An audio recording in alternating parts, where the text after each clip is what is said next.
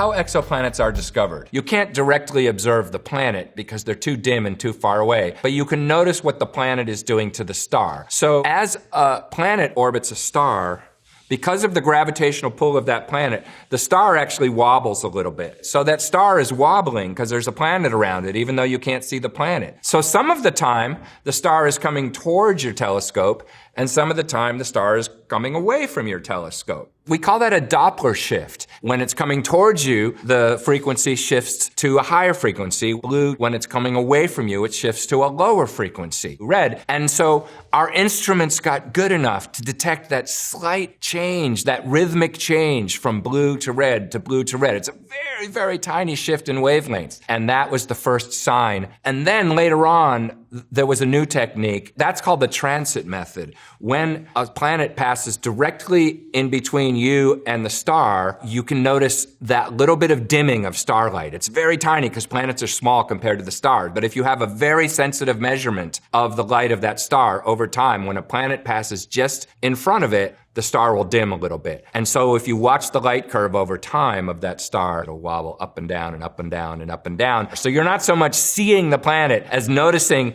that the planet is blocking the star a little bit, causing it to periodically dim. It only works when the geometry is right. If it's a little bit above or a little bit below the direct line between your telescope and that star, you'll miss it. So only about 5% of stars have planets oriented in the right plane, the right direction to use that transit method. But when things are lined up right, it's very sensitive. So that has allowed us now, especially with space telescopes, like there was an instrument called Kepler that was designed to use the transit method to find lots of exoplanets. And that was really what revealed to us that most stars in the universe have planets.